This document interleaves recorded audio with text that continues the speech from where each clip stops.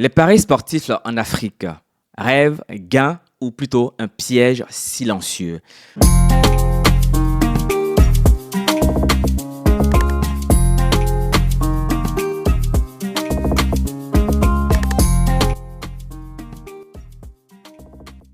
Dans cette vidéo, nous allons aborder la question liée au risque des paris sportifs qui touchent la jeunesse africaine.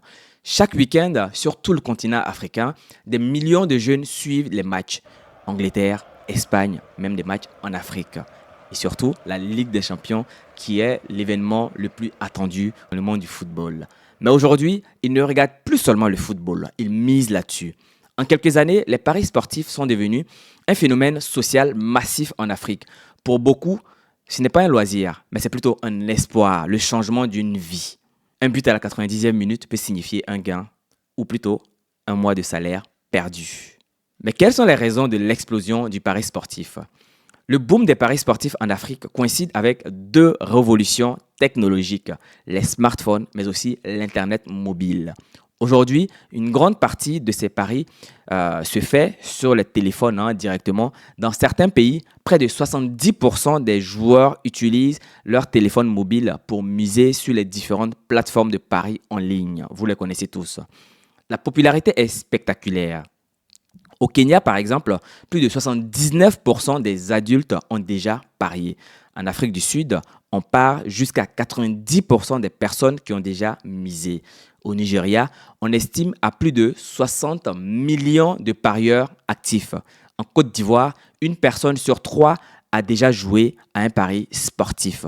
Et surtout, ce qui est dommage, c'est que ce sont les jeunes qui dominent dans ce domaine-là.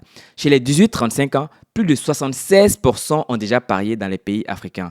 Le football est au cœur de ce phénomène-là. Environ 76% des parieurs misent principalement sur le foot. Et pourquoi ? Parce que le football est omniprésent sur le continent, mais aussi les plateformes également. Les publicités apparaissent pendant les matchs sur Facebook, TikTok et sur toutes les plateformes, même dans les quartiers. En Côte d'Ivoire, par exemple, on peut voir les publicités et les affiches même sur les abribus. Les influenceurs sont également le visage de cette propagande publicitaire qui ne mesure pas forcément les conséquences sur la jeunesse. À raison ou à tort? Je vous laisse répondre à la question. Les études montrent aujourd'hui que la raison principale n'est pas forcément le divertissement, mais c'est plutôt un motif économique. Dans plusieurs pays africains, beaucoup de joueurs et de jeunes voient les paris comme une source potentielle de revenus qui va remplacer le travail. Le chômage et la précarité jouent un rôle assez central qui accentue ce phénomène-là. Pour certains, miser 1000 francs CFA, par exemple, semble être une belle opportunité pour changer une journée, voire même une vie. Le mécanisme psychologique est simple. Faible mise, gain possible élevé et répétition et répétition. Le pari sportif devient alors une stratégie financière qui est tout à fait improvisée, mais c'est là que commence justement le danger. Les conséquences sont sans appel. C'est l'addiction. Comment survient-elle? Les paris sportifs reposent sur un principe neurologique qui est assez connu, la récompense aléatoire. Quand une personne gagne, le cerveau libère de la dopamine, la molécule qui est impliquée dans les addictions. Le problème n'est pas la victoire, mais c'est plutôt la défaite. Après une perte, beaucoup de joueurs pensent qu'ils vont refaire, qu'ils vont se refaire totalement.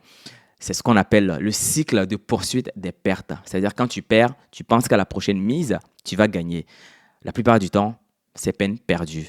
Les conséquences sont déjà assez visibles. C'est l'endettement, les conflits familiaux, parce que certains vont voler l'argent pour aller parier, l'isolement social également. Des spécialistes parlent désormais d'un véritable problème de santé publique en Afrique subsaharienne, particulièrement chez les jeunes. Dans certains pays, les centres de santé mentale observent une augmentation accrue des jeunes amenés par leurs familles qui sont dépendants au jeu. Ça, c'est assez violent quand même comme image. Sur le marché aujourd'hui, des milliards sont dépensés dans les paris sportifs. Au Nigeria seulement, l'industrie pèse environ 2 milliards de dollars par an. Mais derrière cette réalité se cache une réalité sociale. Les joueurs les plus pauvres sont les plus touchés. Certains experts décrivent les paris sportifs comme un impôt sur les pauvres, car les pertes répétées touchent surtout la population vulnérable, c'est-à-dire les personnes qui ont le moins de moyens financiers. Face à cela, certains États quand même commencent à réagir. Des restrictions publicitaires, des taxes imposées aux compagnies, des campagnes de prévention qui sont réalisées sur les médias. Mais la régulation reste quand même difficile car tout passe désormais en ligne malheureusement.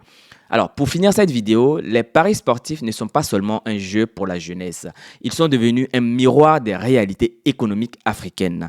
Jeunesse nombreuse, chômage, passion du football et passion pour la technologie mobile. Pour quelques-uns, ils offrent des gains occasionnels, mais pour beaucoup, ils entretiennent un espoir qui est assez fragile. Le danger n'est pas de parier une fois. Le danger est de croire que le pari peut remplacer un revenu, un travail tout simplement. Car dans le jeu, tout le monde peut gagner, mais sur la durée, la majorité des personnes perdent. La vraie question n'est donc plus qui va gagner le match, mais la vraie question à se poser, c'est qui gagne vraiment dans les paris sportifs. J'espère que vous avez apprécié cette vidéo. N'hésitez surtout pas à la liker, à la partager avec les personnes qui vous entourent. Et pour finir, surtout, à me donner vos avis sur l'addiction et les dangers liés aux paris sportifs en ligne. D'ici là, on se retrouve dans une prochaine vidéo. Prenez soin de vous et de vos proches. Et si vous avez des idées de vidéos, n'hésitez pas à me les mettre en commentaire et je me ferai un malin plaisir d'essayer à minima d'aborder ces sujets-là. À très bientôt. Au revoir.